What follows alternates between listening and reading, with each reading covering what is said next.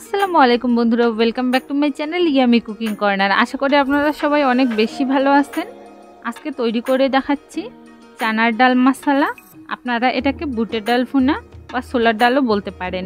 এই বুটের ডাল ভুনা বা ছোলার ডালটা আপনারা সকাল দুপুর রাতে রুটি, পরোটা, নান এবং গরম ভাতের সাথেও খেতে পারেন।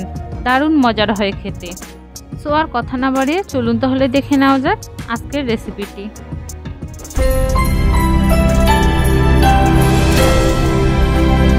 প্রথমে দিয়ে দিচ্ছি বুটের ডাল 2 কাপ পরিমাণ, সেই সাথে মুগ ডাল দিয়ে দিচ্ছি 1 কাপ পরিমাণ। মুগ ডাল দিলে কিন্তু টেস্টটা একটু চেঞ্জ হয় আর সেজন্য খেতে কিন্তু খুবই ভালো লাগে। আপনারা চাইলে কিন্তু এই মুগ ডালটা এখানে স্কিপ করতে পারেন।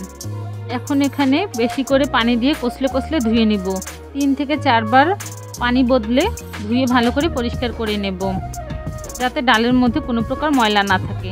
ডালের মধ্যে যে খোসা থাকে সেই খোসা ফেলে দিয়ে ধুয়ে ক্লিন করে নিতে হবে। এখানে 1 ঘন্টার জন্য আমি ডালটাকে ভিজিয়ে রেখে দিব। হাতে সময় কম থাকলে আপনারা আধা ঘন্টার জন্য গরম পানি দিয়ে ডালটাকে ভিজিয়ে রাখতে পারেন। এখন চুলায় একটি প্যান বসিয়ে এতে আমি ভিজিয়ে রাখা ডালগুলো দিয়ে দিব। আমি কিন্তু ডালগুলো ভিজিয়ে রাখার পরেও আর একবার ধুয়ে ক্লিন করে নিয়েছিলাম। আপনারাও কিন্তু ডালটা ভিজিয়ে রাখার পরেও আবার ধুয়ে একবার ক্লিন করে নেবেন। ডালগুলো দিয়ে দেওয়া হয়ে গেলে এখন আমি এখানে দিয়ে দেবো গোটা সহ একটি কাঁচামরিচ, এরপর দিয়ে দেবো 4টি লং। আমি এখানে লংটাকে একটু ভেঙে দিচ্ছি যাতে করে ডালের মধ্যে সুন্দর একটা ফ্লেভার আসে। আপনারা চাইলে কিন্তু লংগুলোকে ভেজে পেটে এরপর গুঁড়ো করে দিতে পারেন। এখন এখানে দিয়ে দিচ্ছি হাফ টি স্পুনের মতো হলুদ গুঁড়ো আর দিয়ে দিচ্ছি হাফ টি স্পুনের মতো লবণ। এরপর দিয়ে দিচ্ছি পরিমাণ মতো পানি। এখানে পানি কিন্তু পরিমাণ মতো না দিলেও হবে, পানির পরিমাণটা একটু বেশি হলেও কোনো সমস্যা নেই। পানি দিয়ে দেওয়া হয়ে গেলে এখন আমি এখানে দিয়ে দেবো সামান্য পরিমাণে তেল। এরপর সবগুলো উপকরণকে ভালো করে মিশিয়ে নেব। মিশিয়ে নেওয়া হয়ে গেলে এখন ঢাকনা দিয়ে ঢেকে দেবো ডালটা সেদ্ধ হওয়ার জন্য। ঢাকনা তুলে নিলাম। আপনাদের একটু দেখিয়ে দিচ্ছি আমি ডালটাকে কেমন সেদ্ধ করেছি। আমি কিন্তু এখানে ডালটাকে পুরোপুরি গলিয়ে নিইনি, 80% মতো সেদ্ধ করে নিয়েছি। এখন আমি ডালটাকে নামিয়ে নেব। এরপর ডালের জন্য মশলা রেডি করব। এখন চুলে একটি প্যান বসিয়ে এতে আমি দিয়ে দিচ্ছি 1 কাপ পরিমাণে সয়াবিন তেল। তেল গরম হয়ে গেলে এখানে দিয়ে দিব 1 কাপ পরিমাণে পেঁয়াজ কুচি। এখন আমি পেঁয়াজ কুচিটাকে নেড়ে ছেড়ে হালকা করে ভেজে নেব। এরপর এখানে অ্যাড করে দেব কাঁচামরিচ কুচি। এখন এগুলোকে নেড়ে ছেড়ে ব্রাউন কালার করে ভেজে নেব। পেঁয়াজ কুচিটা ব্রাউন কালার করে ভেজে নেওয়া হয়ে গেলে এখানে আমি দিয়ে দিব 1 টিস্পুনের মতো পাঁচফোড়ন। এগুলোকে একটু নেড়ে চেড়ে নিয়ে এখন দিয়ে দিব রসুন বাটা 2 টেবিল চামচ পরিমাণ, আদা বাটা 1.5 টেবিল চামচ পরিমাণ। এরপর এখানে আদা রসুন বাটাগুলোকে আমি একটু নেড়ে চেড়ে মিশিয়ে নেব, যাতে করে আদা রসুনের কাঁচা গন্ধটা দূর হয়ে যায়।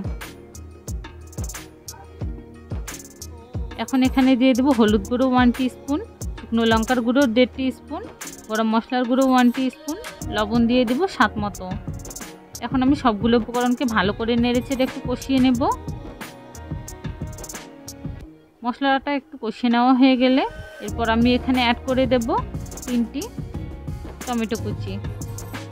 এখন আমি টমেটো কুচিটাকে মশলার সাথে ভালো করে নেড়ে চেড়ে কষিয়ে নেব।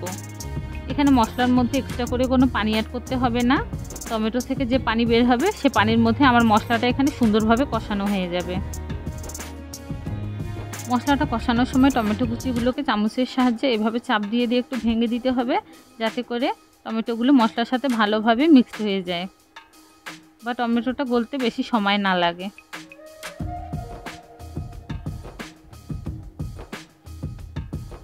আমার মশলাটা কিন্তু এখানে সুন্দরভাবে কষানো হয়ে গেছে আর মশলার উপর থেকে কিন্তু তেল ছেড়ে দিয়েছে।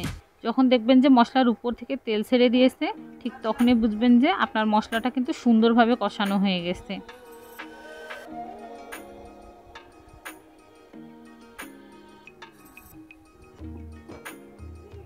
আমার মশলাটা কষানো হয়ে গেছে। এখন আমি এখানে সেদ্ধ করে রাখা ডালগুলো দিয়ে দিব। ডালগুলো দেওয়া হয়ে গেলে আমি মশলার সাথে ডালগুলোকে সুন্দরভাবে কষিয়ে নেব। এই পর্যায়ে আমি এখানে সামান্য পরিমাণে পানি অ্যাড করে দিচ্ছি, যেহেতু আমার ডালটা অনেকটাই গাঢ় হয়ে গেছে, এজন্য আমি এখানে সামান্য পরিমাণে পানি অ্যাড করে দিলাম। এখন আমি ডালটাকে ভালো করে নেড়েচেড়ে কষিয়ে নেব। আর আমার ডালের মধ্যে থেকে কিন্তু সুন্দর একটা ফ্লেভার ছেড়েছে। আমার ডালটা প্রায় রান্না করা ডান। এখন আমি এটিকে নামিয়ে সার্ভ করে নেব। সো গাইস, তৈরি হয়ে গেল মজাদার বুটের ডালের ভুনা। যদি ভিডিওটি ভালো লাগে অবশ্যই একটি লাইক দিয়ে আমার চ্যানেলটিকে সাবস্ক্রাইব করে রাখবেন। আবারও দেখা হবে অন্য কোনো ভিডিও নিয়ে। ভালো থাকবেন, সুস্থ থাকবেন। আল্লাহ হাফেজ।